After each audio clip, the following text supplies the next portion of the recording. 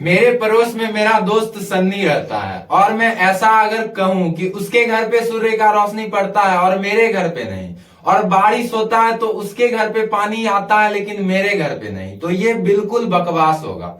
Same इसी तरह हर एक आदमी के पास 24 घंटा है, लेकिन आप बहुत सारे लोगों को ये कहते हुए सुने होंगे कि मेरे पास तो समय ही नहीं बचता है। यानी कि उनके पास कुछ अच्छा करने के लिए टाइम ही नहीं बचता। वो कब सोते हैं, कब जागते हैं, कब उनका दिन खत्म हो जाता है, ये उनको पता ही नहीं चलता है। तो आज का ये वीडियो उन्हीं लोगों के लिए है जिनका की टाइम अच्छे से मैनेज नहीं हो पाता।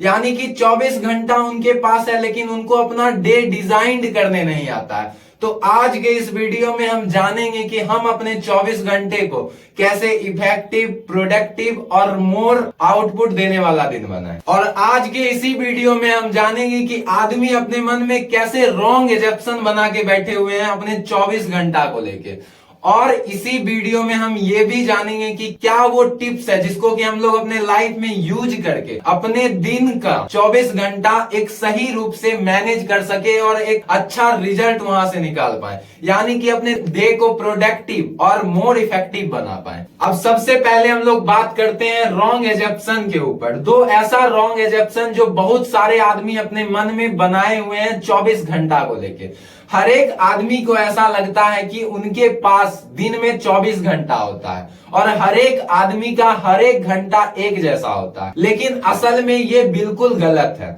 इस बात को आप समझ सकते हैं अल्बर्ट आइंस्टाइन के थ्योरी ऑफ रिलेटिविटी से। ये थ्योरी ये कहता है, इस थ्योरी को जब अल्बर्ट आइंस्टाइन बता रहे थे तो उन्होंने ऐसा कहा था कि अगर आप एक आग के पास बैठे तो आपका एक घंटा आपको बहुत ज्यादा बड़ा लगेगा, और अगर आप एक घंटा किसी खूबसूरत लड़की के साथ बैठे या वैसे प्लेस पे बैठे जहां आपको बैठना अच्छा लगता हो, तो आपका वो एक घंटा कब गुजर जाएगा आपको पता नहीं चलेगा। तो यहां से आप ये समझ सकते हैं कि हर एक घंटा जो होता है वो आपका अलग अलग होता है, वो आपके मूड पे डिपेंड करता है। तो यहां से आपको एक चीज समझना होगा कि टाइम मैनेजमेंट डायरेक्टली रिलेटेड है किससे? माइंड मैनेजमेंट से।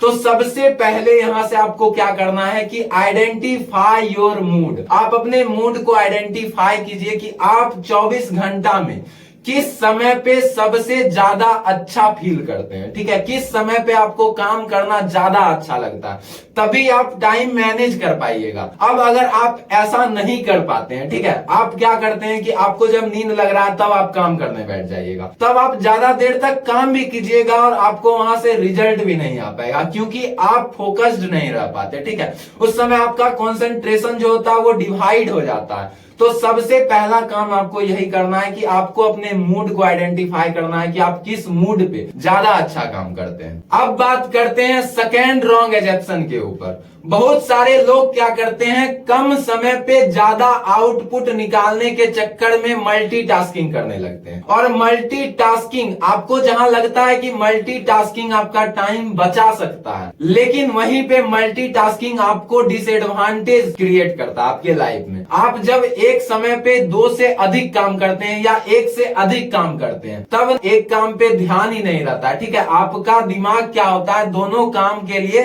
बट जाता है। तो आप सबसे पहले ये कोशिश करें कि आप एक समय पे एक काम को करने का कोशिश करें। एक गोल बना ले कि आपको इतना काम है, पहले ये करना है, फिर ये करना है, फिर ये करना है। एक एक करके काम को करें। ठीक है, एक काम जैसे ही कंप्लीट होगा ना तो आपके अंदर एक विनिंग एटीट्यूड आएगा। ठीक है, और आपको लगेगा कि आप जीत रहे हैं। ठीक है, तब आप नेक्स्ट काम कीजिए। और जैसे ही आप एक साथ ढेर सारा काम ले लेते हैं, ठीक है, आप टेबल पे बैठे अपने काम को करने के लिए और आप एक साथ क्या करते हैं, ढेर सारा काम ले लेते हैं, तो आपका माइंड क्या होता है ना, उलझ जाता है। वो अपने में ही बड़बड़ाने लगता है कि आपको ये काम भी करना है, ये काम भी करना है, और आप इस चक्कर में क्या कर बैठते हैं, प्रोकास्टिनेट कर बैठते हैं, यानी कि कामों को टालने लगते हैं। ठीक है, इसका सीधा सा एग्जांपल है पोमोडोरो टेक्निक। ये टेक्निक क्या कहता है कि जब आपके पास बहुत सारा काम हो ना तो काम को क्या कीजिए, टाइम के अकॉर्डिंग डिवाइड कर दीजिए। आप काम को छोटे छोटे टुकड़ों में कर दीजिए।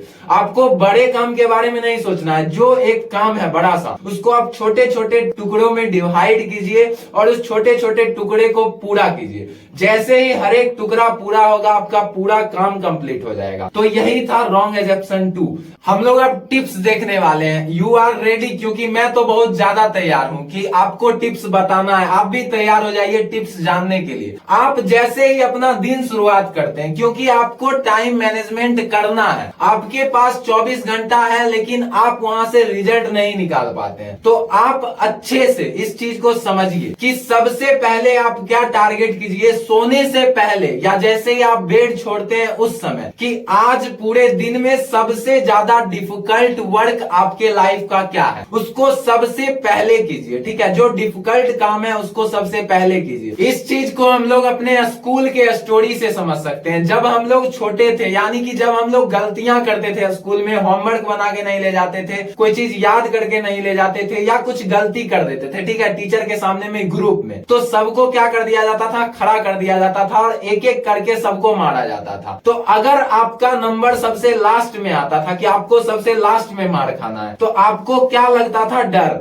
आपको लगता था कि पता नहीं कितना चोट लगेगा। आप जो जो मार खा के बैठता था आप उससे पूछते रहते थे। मैं भी ऐसा पूछता था कि भाई कितना चोट लगा, ठीक है, छड़ी से कितना चोट लग रहा है, छड़ी जानगर तो है ना, यानी कि दम वाला छड़ी है, ज्यादा दर्द देगा, ठीक है, ऐसा ऐसा आप क्वेश्चन पूछते थे। लेकिन जब आपको पहले मार दिया जाता था, सबसे पहले, तो आप चुपचाप से मार खाते हैं और बैठ जाते हैं, आपको डर भय कुछ नहीं लगता है। ठीक है, जब आप सबसे पहले मार खाते हैं। तो सेम इसी टाइप से हमारे दिन में जो हमारा डिफिकल्ट वर्क है, ये भी इसी से रिलेटेड है। आप अपने डिफिकल्ट वर्क को सबसे पहले कीजिए, यानी कि जैसे ही आप अपने दिन का शुरुआत करें, आप सबसे पहले अपने डिफिकल्ट वर्क को कंप्लीट करने का कोशिश करें। आपको ये चीज बिल्कुल समझ में आ गया होगा। अगर आप तैयार हैं कि आप अपने डिफिकल्ट वर्क को दिन के शुरुआत में सबसे पहले करेंगे, तो नीचे प्रॉमिस कीजिए कमेंट में कि आप अपने दिन की शुरुआत करने के साथ ही अपने डिफिकल्ट वर्क को भी शुरू कीजिएगा और उसको खत्म कीजिएगा। अब आते हैं सेकेंड टिप्स के ऊपर। देखिए, हर एक आदमी के लाइफ में काम होता है, ठीक है,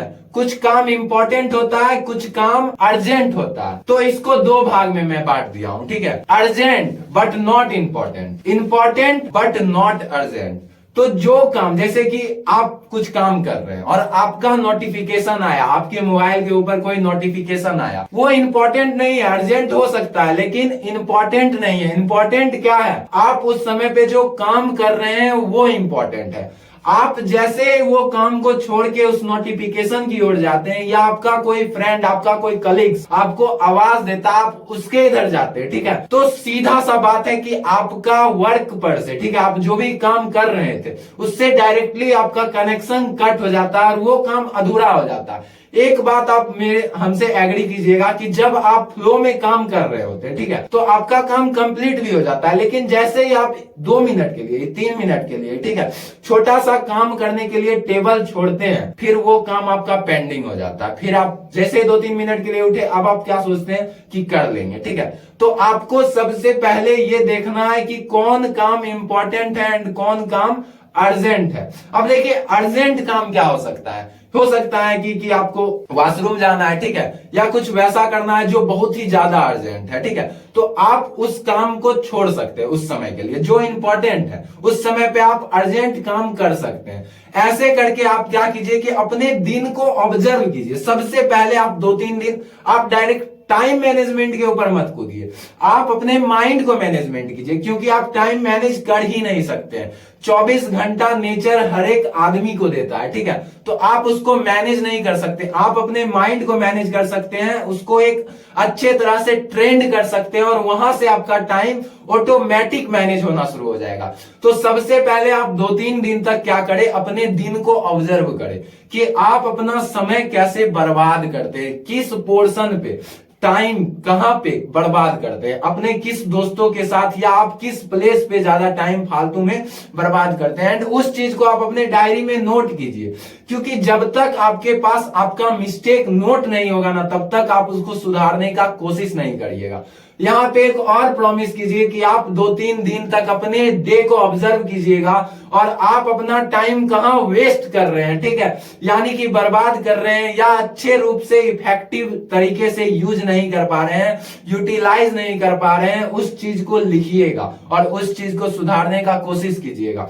तो आज के वीडियो में इतना ही। और एक बात, अगर आप इस चैनल पे नए हैं तो हमारे चैनल एम ऑफी यानी कि मैजिक ऑफ एजुकेशन को जरूर सब्सक्राइब करें, क्योंकि हमारे चैनल पे ऐसा ही सेल्फ हेल्प कंटेंट हमेशा आपको मिलते रहेगा।